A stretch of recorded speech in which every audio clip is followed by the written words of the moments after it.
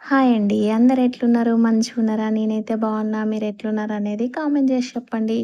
ఇంకా ఇక్కడైతే మెంతికూర అయితే తెచ్చారు మా వారు. మంచిగా ఫ్రెష్‌గా ఉంది గదా! ఇంకా నేనైతే నైటే గిల్లు పెట్టుకుంటున్నా. 5 కట్టలు 20 రూపీస్ అంటండి. అదే చెప్తున్నాను. చాలా బాగుంది గదా! మెంతికూర ఎన్ని కట్టలు తీసుకున్నా గింతే అయితదండి కర్రీ అయితే. ఒక బాక్స్‌కి ఒక్కదానికే సరిపోతది. ఇంకా కాపోతే అప్పుడప్పుడు మెంతికూర తినాలి గదా! మెంతికూర అంటే నాకు చాలా ఇష్టం. అందుకని మెంతికూర పచ్చడి, మెంతికూర టమాటా చేసుకుంటా. మెంతికూర పప్పు గూడా బావుంటది.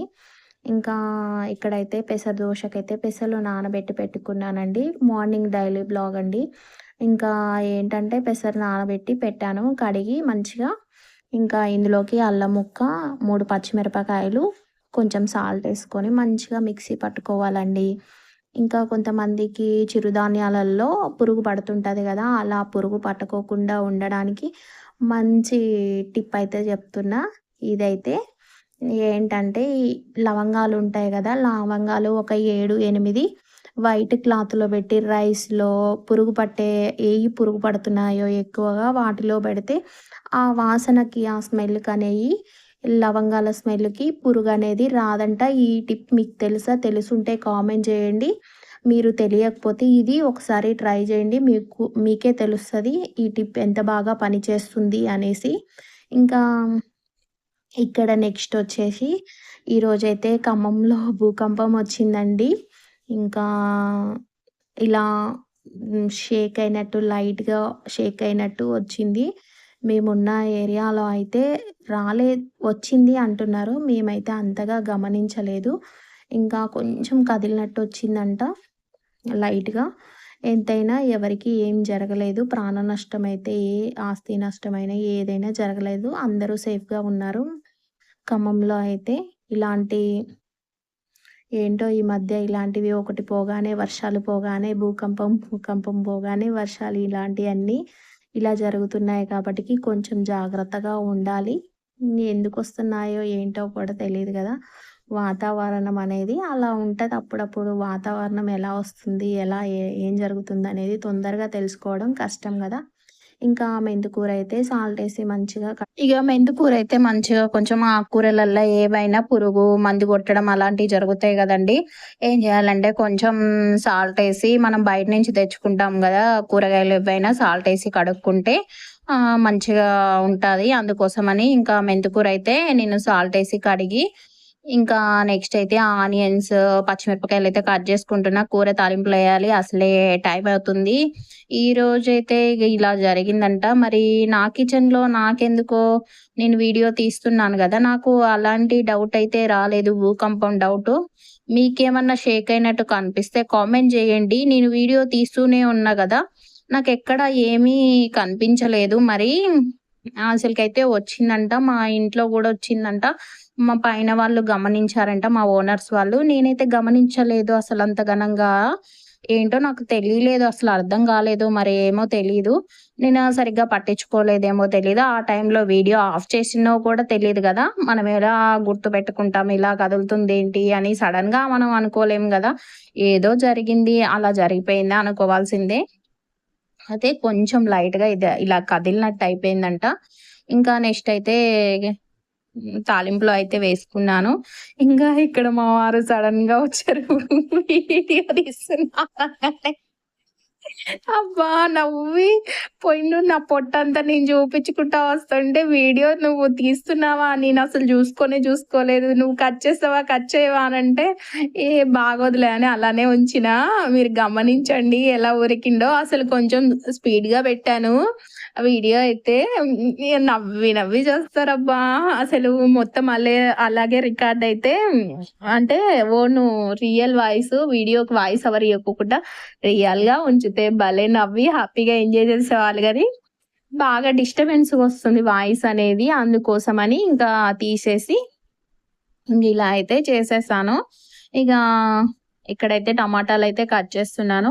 కూర తాలింపు వేసి ఇదైతే తాలింపులో ఆనియన్స్, పచ్చిమిర్చి మగ్గేలోపు ఈ టమాటాలు గూడా కోయడం అయిపోతుంది. కొంచెమే మెంతికూర గాబట్టికి 3 టమాటాలేస్తున్నా అండి. కొంచెం ఎక్కువ కూరయితే కొంచెం ఎక్కువేసేదాన్ని. ఇంకా ఇలా అయితే టమాటాలు కోసి పెట్టుకున్నా. ఎందుకంటే ఒక పనితో స్టార్ట్ చేస్తూ ఒక పననేది కంప్లీట్ చేసుకోవాలి గాబటికి టకటకా జేసుకోవాలి. మార్నింగ్ టైమ్‌లో అసలే పిల్లల లంచ్ బాక్సులు గాబటికి ఈ హడావుడి అనేది కంపల్సరీగా ఏ మదర్‌కైనా ఉంటది. పిల్లలున్న వాళ్ళకి ఖచ్చితంగా వామ్మో! లంచ్ బాక్స్ కట్టాలి. టైం అయితుంది. పిల్లలు ఇంకా లేవలేదు. ఇయన్నీ మైండ్‌లో టెన్షన్స్.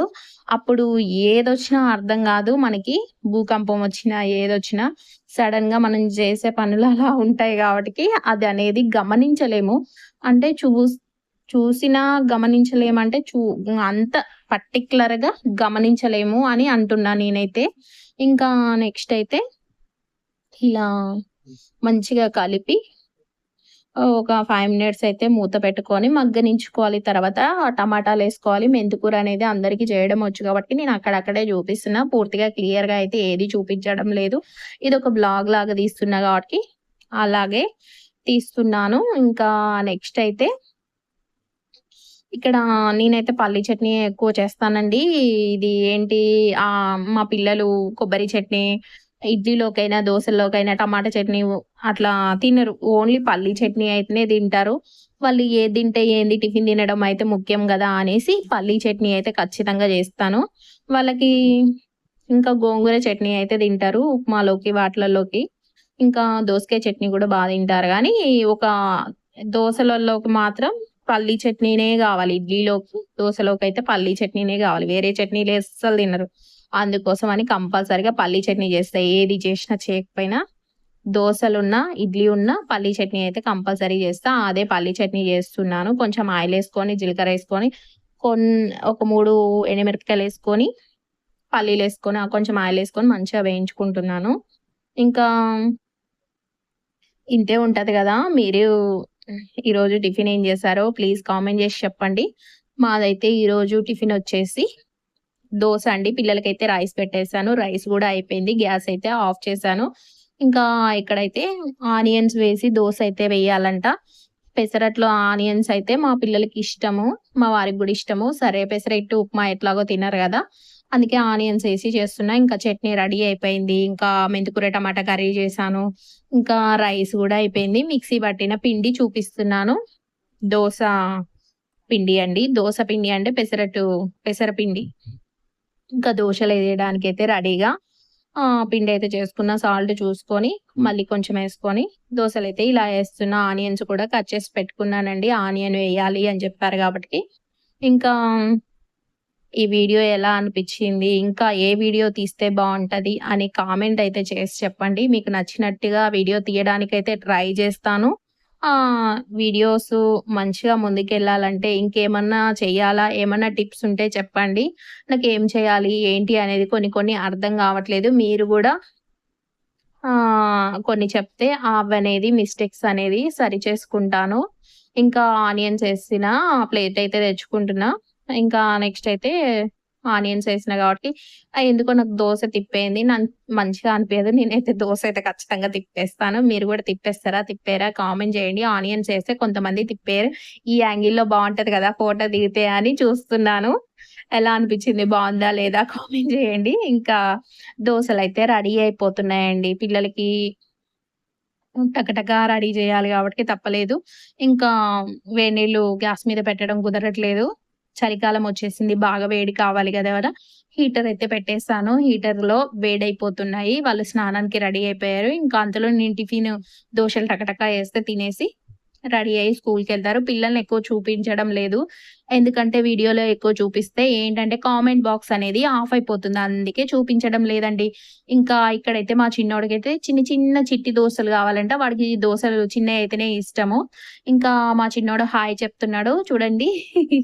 హాయ్ చెప్పు నాన్న అంటే చెప్తున్నాడు. మా వీడియో నచ్చినట్లయితే లైక్ చేయండి, షేర్ చేయండి, కామెంట్ చేయండి. ప్లీజ్ సబ్స్క్రైబ్ కూడా చేసుకోండి. వీడియో అయితే ఫుల్‌గా చూడండి. ప్లీజ్ కామెంట్ పెడుతున్నారు గానీ వీడియో అయితే లైక్ చేయట్లేదు. ఫుల్‌గా అయితే ఎవ్వరు వీడియో చూడట్లేదు. Hand wash చేస్తున్నారులెండి.